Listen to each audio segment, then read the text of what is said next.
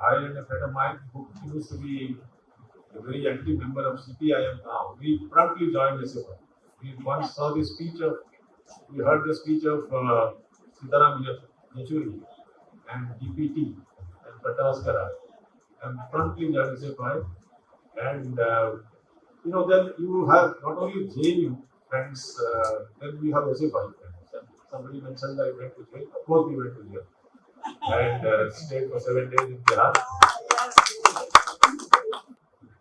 The JNU community in Odisha apparently is about 300 or so, and they have been meeting annually with the initiative of the JNU Association. But I think, and I'm probably many of you would agree, that the JNU community hasn't been interacting as much as this would have been amongst themselves.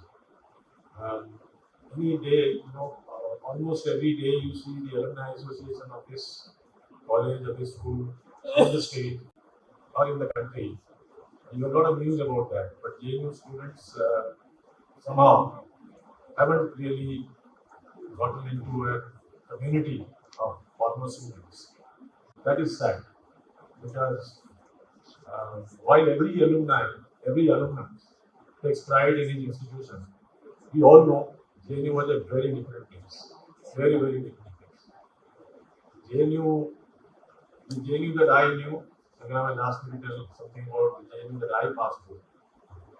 I joined in JNU in 1978, in the first decade of JNU. And in fact, didn't know much. One of my relatives was in JNU, that is how he ended up in JNU, passed the entrance exam, it was not very difficult then.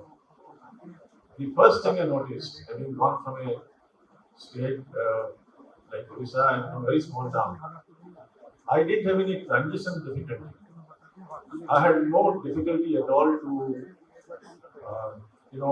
to sail through that particular institution, which normally from a state like Odisha, when you go to Delhi, the center of the country, you should have absolutely no difference. I'm speaking about myself. I had no transition issues at all. And that is the best part of it. It made me extremely comfortable from the day one. I found a lot of people from my own background, socio-economic background. That was also the beauty of JNU, though it was considered even then an elitist institution.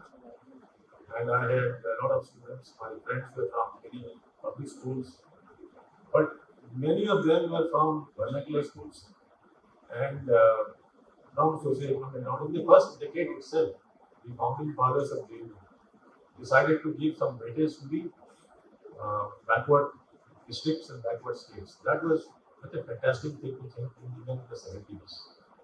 And it was highly cosmopolitan. It was the difference between BU and JNU. While BU had, mostly speaking, Delhi students and some students from Bihar and Odisha, obviously were there. But JNU was extremely cosmopolitan. You had students from almost every corner of the country and even from abroad. There were a lot of friends from Iran and Nigeria, Africa, various parts of Nepal, for example, Bangladesh. And the third thing was that the language school was something which gave a little edge to JNU. In fact, if you wanted to, I had a particular fascination for some languages. So I had friends in Jalan Hostel where I stayed. And this international language and the cinema that we saw in my hostel. We were the second batch into Jalan. And all of you know that Jalan was it is a boys and a girls hostel in the different ways. It was also a novelty. And I was very proud to be in Jalan.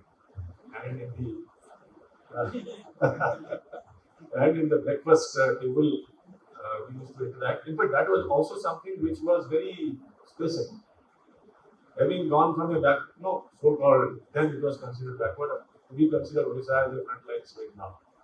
But then it was considered to be a little out of the way hinterland. You have girl students coming to your rooms and discussing in the middle of the night, midnight. In fact, the evening used to start post-dinner. Yeah, I'm sure even now. The long Satlej and Ganga Jalan lawn, that quadrangle space was so active. And the fourth thing was that it was a very, very sensitive uh, campus. Any injustice done anywhere in the world, in the country, you were a echo, you were a voice, there was protest. And since we are impressionable, I and a friend of mine who used to be a very active member of SITI now, we promptly joined SFI. We once saw the speech of, we heard the speech of Sitaram Yechuri and DPT and TATASky and promptly joined SFI. And then you have not only JNU friends, then we have SFI friends. And somebody mentioned that I went to jail. Of course, we went to jail and stayed for 7 days in Bihar.